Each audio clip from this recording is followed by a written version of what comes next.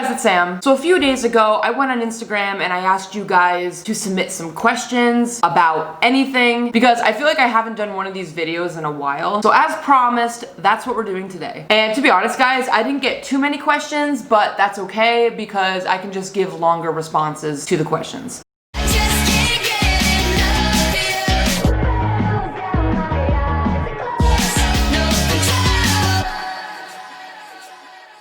The first question is, how is quarantine treating you? That's kind of a complicated answer because we've been in quarantine since March, so it's been a little long. Are we done yet? Like, I'm ready to go back outside and go back to where I work and see people again. And I never thought I would say that because I am such an introvert. I love being by myself most of the time. I live alone. So when even I'm saying that I want to go back outside, that's saying a lot. In all seriousness, quarantine hasn't been that bad. Like, I can't complain too much. Like, I still have a job. I'm still able to see my boyfriend every week, so that's great. My motivation and willingness to do things has been lacking a bit, but I think that we're all feeling a bit like that. It's kind of hard to stay motivated, especially when you don't have much structure. So I guess for a short answer, depending on the day, quarantine is okay.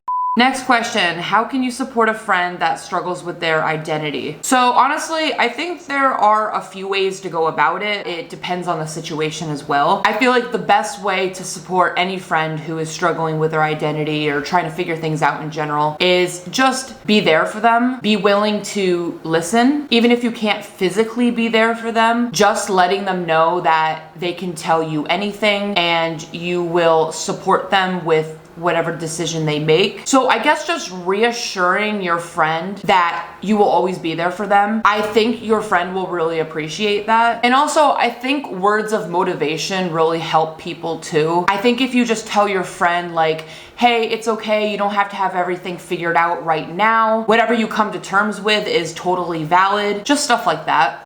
Next question is, how are you today? It's funny, this person asked this question a few days ago. So how was I a few days ago? Pretty good, I guess. And how am I in this current moment? Pretty good. I feel like this past week I've been accomplishing a lot more, which makes me always feel really good. I feel like when I do nothing, I feel guilty about it. But also at the same time, my brain is like, oh, I don't want to do this because it's work and I'm tired. So sometimes I'll just like scroll on my phone for like 3 hours. But at the end of the day, and I think a lot of people are like this, when you know that you've accomplished things, you just feel better about yourself. And I'm not saying that you guys need to do that. That's just something that I need to do to feel accomplished. I feel like for some people, just existing and doing the bare minimum is enough, and that is totally valid, especially people who struggle with mental health. It can be really hard just to do the basic necessities.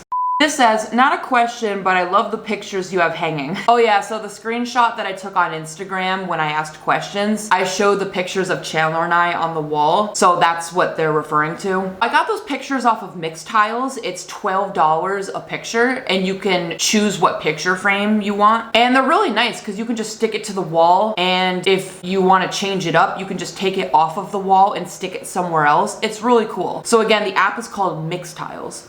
This says, not a question, but thanks for everything. Aw, you're welcome. I always have my DMs open and I always try to respond to you guys. Even if I don't respond right away, I'm always open to having conversations with you guys and answering questions.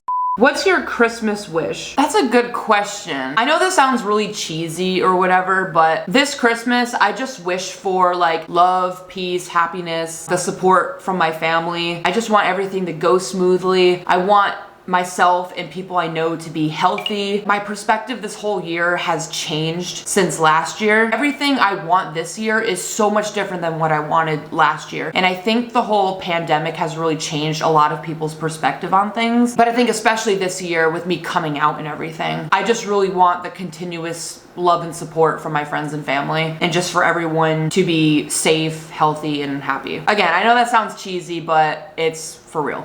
Least favorite Christmas song. This might upset a lot of people, but Dominic the Donkey maybe. Honestly, when I was a kid, I loved that song. After a while, they just get really annoying, and I'm sorry if I sound like a boomer by saying that, but there's just some songs, also like some Mariah Carey songs. Like yes, Mariah Carey herself is a queen. Don't get me wrong. But that song that always plays, All I Want for Christmas Is You, like I am so tired of hearing that song. Like I hear it all the time. I really love Kelly Clarkson's Christmas music though. I don't know, but I guess it depends what mood I'm in, you know? That really determines whether I like a song. Remy's here to join us. Hopefully he will be nice and respectful and not try to attack my camera. Don't you dare. As soon as I said that, he started to attack my camera.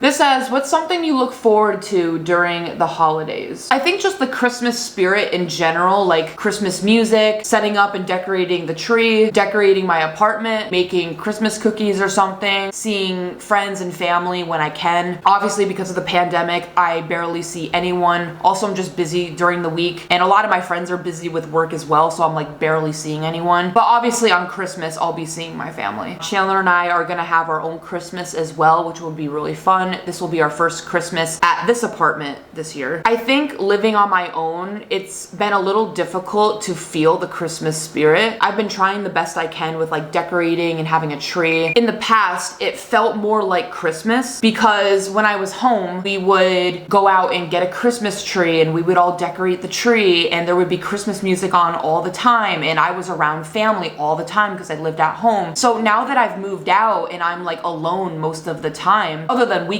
when I see my boyfriend, sometimes I find it very difficult to be in that Christmas spirit. But during the week, it's just me. Sorry if that was a long answer. This says, love the couple gallery of you. Again, this is referencing the pictures I have over there on the wall. Thank you. It says, when and how did you first discover 1D? And then Larry. It's funny, this is a question I actually get a lot, and I think I answered it in another Q&A, but it was a long time ago. So basically, it was 2012, and I saw an ad on iTunes of One Direction. They were doing their first Up All Night tour, and they were touring with Big Time Rush. I almost said BTS, oh my god. I've said this before on my channel, but I found out that One Direction were touring at a venue 15 minutes from my parents' house and I didn't go. I could have literally seen One Direction as a band in 2012 and I still regret that to this day. That was my one and only chance to see them and they never went back to that venue after that. Oh my god. Ugh. Then shortly after, I would say like a few months later, it didn't even take that long, I was looking at X Factor videos of One Direction and while I was looking at those, I saw a lot of Larry videos and I saw that Harry and Louis just looked closer than any of the other boys in the band. Like I just saw something different between them. Even when I still look back at those videos, I see something more special than any of the other boys. And I think Larry Stylinson actually made me more of a fan of One Direction and that really got me into the fandom. And that's actually what made me make YouTube videos starting in like 2015. So yeah, the timeline's a little blurry, but that's basically how it happened.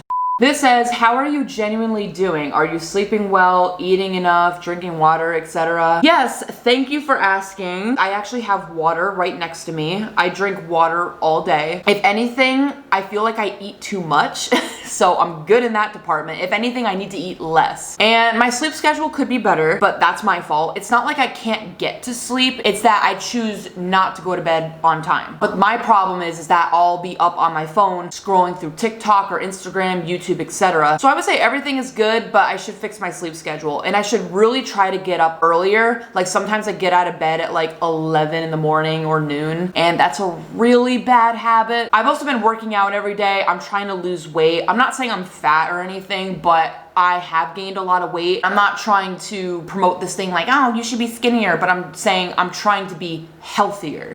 And the last question is, what's something you regret doing? That's actually a really good question. My life is pretty good at the moment and I'm not really regretting a lot. And there's really stupid things that have happened in my life as well, but I'm kind of glad they happened because I learned from them. Like I could sit here and say, oh, I regret being friends with certain people from college because that resulted in heartbreak. But I'm actually glad that I met those people and had those experiences because that's what shaped me and helped me grow. And it really helped me with perspective. I kind of wish that past me was like less anxious and not so much in my head about things. I wish I wasn't so like jealous of certain people, and I wish that in certain situations I stuck up for myself a bit more instead of letting people walk all over me. I'm also learning today to not dwell in the past. I don't think it's good to waste time thinking about your past. I'm not saying never reflect on your past because that can help you grow, but you shouldn't stay in the past. It no longer exists. The past doesn't exist and the future doesn't exist. You're here in the present. And a lot of my anxiety has come from living in the past and worrying about the future, and I'm trying more to stay in the present. Again, this is all progress, doesn't happen overnight. I'm definitely working hard on myself every day. I probably gave you a more detailed answer than you wanted, and I could probably talk about this all day, but I don't want to make this video longer than it should be.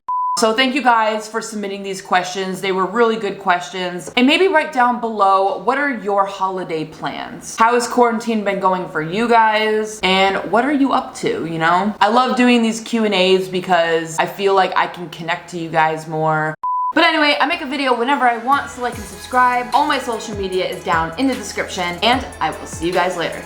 Bye.